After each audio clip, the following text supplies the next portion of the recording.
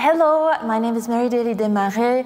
I'm director of the Curatorial Division here at the Montreal Museum of Fine Arts, and I'm so happy to be with you to talk about one of my favorite works in the exhibition, Paris in the Time of Post-Impressionism, Signac et les Indépendants. It's a painting that was done in 1893 by Berthe Morisot, who was one of the most important female artists of her generation.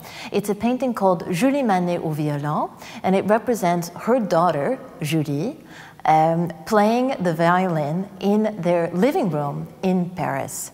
Now, one of the things that's so interesting to me about this painting is that it really kind of flouts the conventions of how women were represented in the late 19th century. Here we don't have a little girl or a woman who is primping her hair or selling a product or getting ready to present herself to the outside world. In fact, Berthe Morisot shows her daughter actually making her own artistic creation, making a piece of music in the center of this domestic space. There are so many other layers at work in this painting, though, simultaneously. So if you look very closely to either side of Julie Manet, who's in the center of the canvas, there are two paintings on the back wall. On the left is a painting of her mother, Berthe Morisot, that was done by the painter Edouard Manet in 1873. And on the right is a painting, or you can see just a little bit of a painting, that represents Julie's father, Eugène Manet.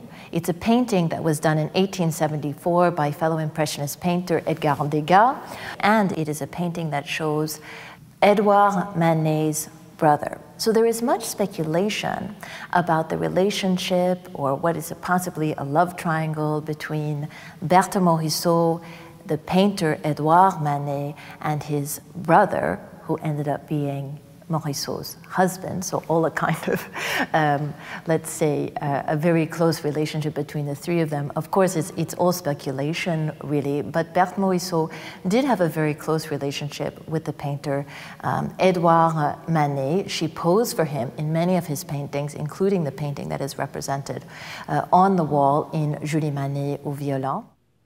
And what becomes really interesting when you take into consideration that in representing her daughter in this way, Berthe Morisot frames Julie by two images of her parents, again, her mother on the left and her father on the right, but it also presents to us an image of all of the roles that Morisot, as a woman artist, had to play, which is to say that she was on the one hand a model, she was also a wife, she was thirdly a mother, and she was finally an artist.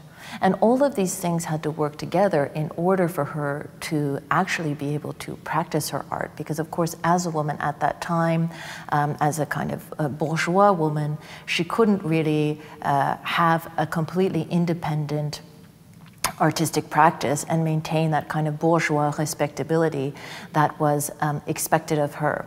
So here she's kind of setting up what we could say is a self-portrait in absentia, something that shows all the ways in which she was able to create, all of the roles that she had to play in the time that she was an artist. And I suppose for me, why is this painting important for me?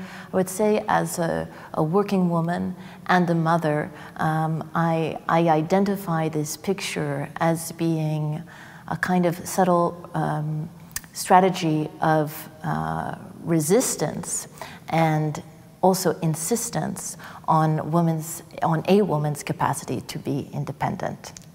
Thank you.